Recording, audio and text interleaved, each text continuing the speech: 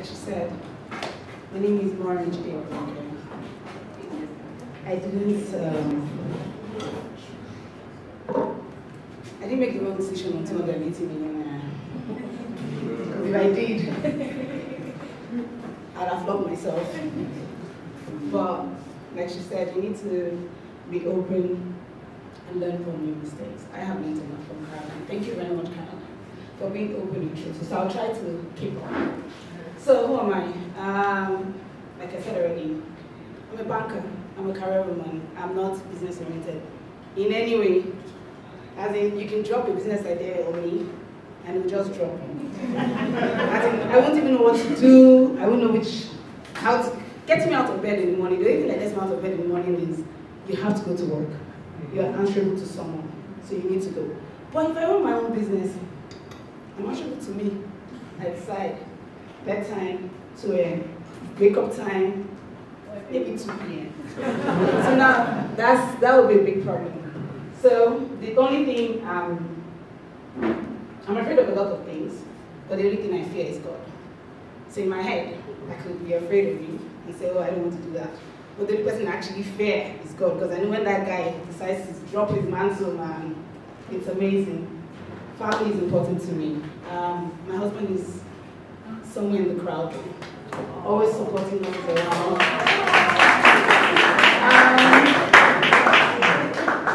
The part that is covered says, be happy. I'm very, in fact, what I was going to tell Fatima was I was going to come in with music playing and then do the steps I learned for my sons, because I have 3 boys. I was going to come in doing the shaku shaku, and then sorry, I have to do this. I practice it. I have to do it. And so, don't worry, see, the thing is, the music is my head.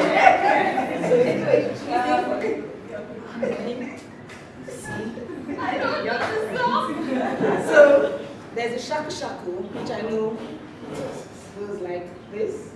My son says you need to put a face to it, so it does. And then there's one he does that this one. Oh yeah, the floss. Oh, you guys have a point. So you do like that. Oh, something. Then there's one he calls, I don't know how that one, we just keep going like that. I don't know the names, but that's me. That's how my house is, that's how I have my work. Because I'm a friend of Jide, you need to play as hard as you work. Because man, we started up having a moment of silence for Tosin. That girl played hard, man. She played as hard as she worked. And every time you talk about Tosin, there's something about how she worked and how well she played. She lived a good life, and I'm grateful for that, and I'm happy for that. She wasn't my friend though, but you know, things I have seen, things I have heard, I'm like, wow, now that's a good life. Can we have the next slide, please? Okay, you see, because of the way I am, my own is not a project too. My own is people, interaction with people, conversations with people. Because I'm a career woman, I've had different kinds of bosses. I've had amazing bosses, and I think I was spoiled with that, because in starting my career, the bosses that I worked with were, you know, amenable, easy to speak to. So when you have an issue, you can go have a conversation, and you don't need to worry about what they think. Because at that point, they're not thinking about anything. They're thinking about what you're saying and trying to figure out a solution to the problem, and not thinking that you're actually having that conversation with them with the mindset that you have an ulterior motive. So I had this job. Hallelujah. Anyway, so there's this boss I had. She inspired me because I joined the team right after. I noticed that conversations we had like, Morin, don't do that. I'm like, why? You need to get permission first. I'm like, but that's my job. He said, no. If you want to run an idea, like at a meeting or anything, you need to have cleared it with her, like in entirety, before you even bring it up.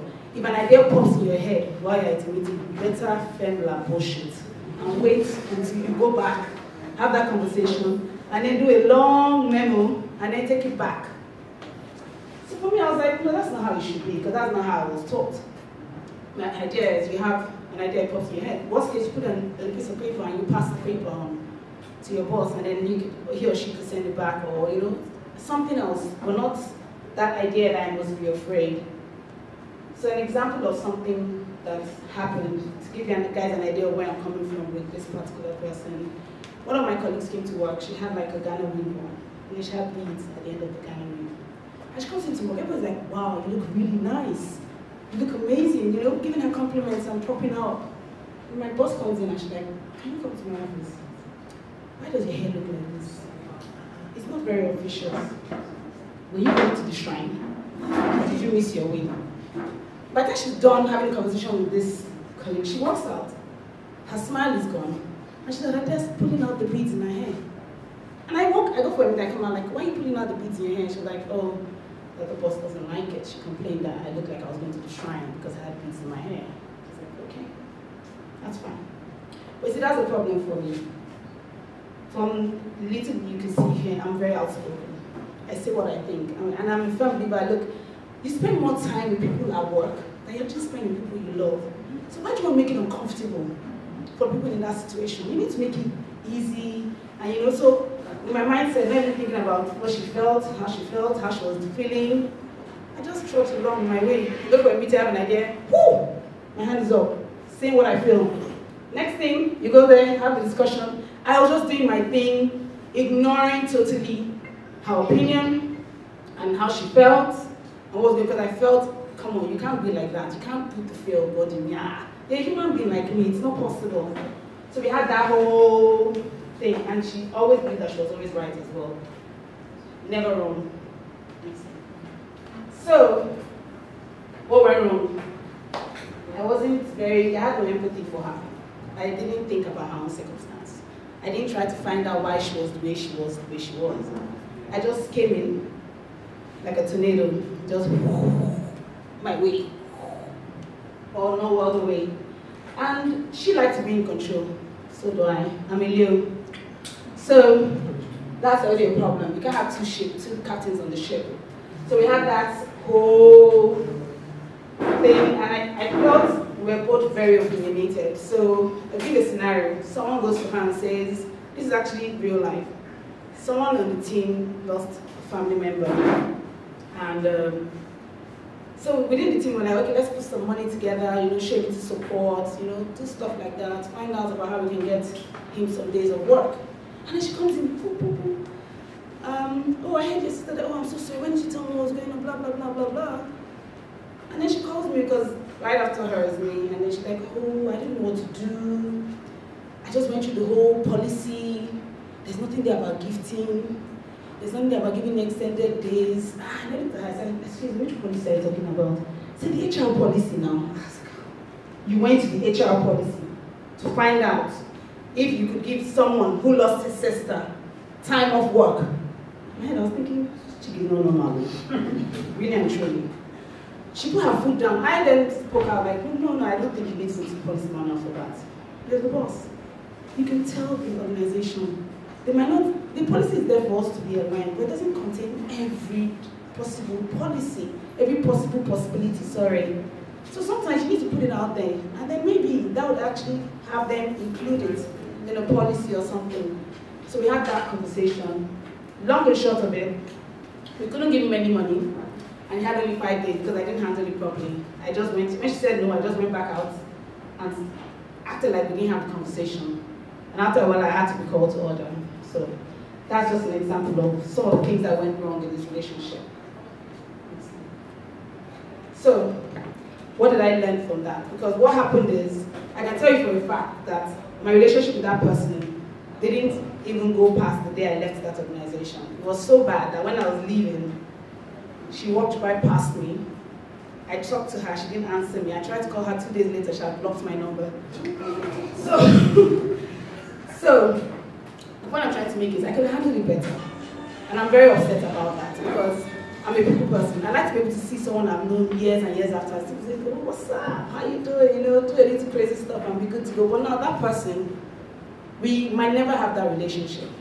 We might never ever, she might see me tomorrow. She might be in the audience today and just give me the look like, yeah, right, you know, this girl is just, I just get up and work out. And then there's something my dad used to say all the time in Yoruba. He says, "Ominion." So you don't know where you're going to flow to. You don't know who you're going to need their help. You don't know who. So I always had that at the back of my head. So I felt like I failed in that. Because I could have found out exactly why she was the way she was and tried to understand her, be more tolerant. That's it. I think I should have tolerated her a bit more. I should have been open to listening to what she had to say. And I realized afterwards, after the harm had been done, after I left, I found out some things about her which I can't share now, but it then explained a lot of the reasons why she was the way she was. But if I'd known that and taken the time to get to know her before, the way I would treat her was totally different. I've learned from that although we can all be sitting in the room, we all have different experiences that make us who we are. The way I'll treat Debola will be different from the way I'll treat Sil, different from the way I'll treat Caroline, different from the way I'll treat Fatima. Because we're all different people. Our different experiences in life make us who we are. So you cannot change who that person is. You need to just find a way to encourage and include that person. Because that inclusion could do a whole lot for that person. So I wanted to give an example of what I learned from that and how I'm using it now.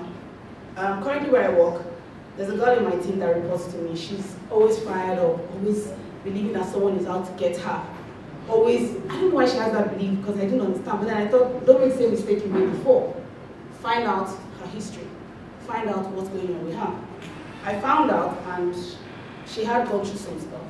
So what I did at the last instance was to call her into a room. As she walked in, I just gave her a hug. I held onto her for like 10 minutes. And she was quiet. I kept hugging her and I was trying to tell her that she's good, giving her positive thoughts. And her response to me was, she wasn't ready. In my mind, I could have read she wasn't ready to mean a million and one things. In fact, I read it to mean a million and one other things. And I called a friend of mine and I was like, you know what? She said this, maybe she meant that. Maybe she meant that in the usual way. And he reminded me of the mistakes I'd made and how I promised myself I wouldn't make those mistakes again. So whatever it is, the relationship with her now, with everybody else, is amazing. So that's what I learned from it. Because I believe that relationships in every way yield the best results. If you think about it, even Caroline's example, the person she had before as a friend is now her mentor. She grew that relationship. The mistake she made before, even if the devil stands in front of her and tells her you cannot do it, that person that she has built that relationship with will stand there and say, babe, malo. So that's just what I was coming here to talk about. Thank you very much.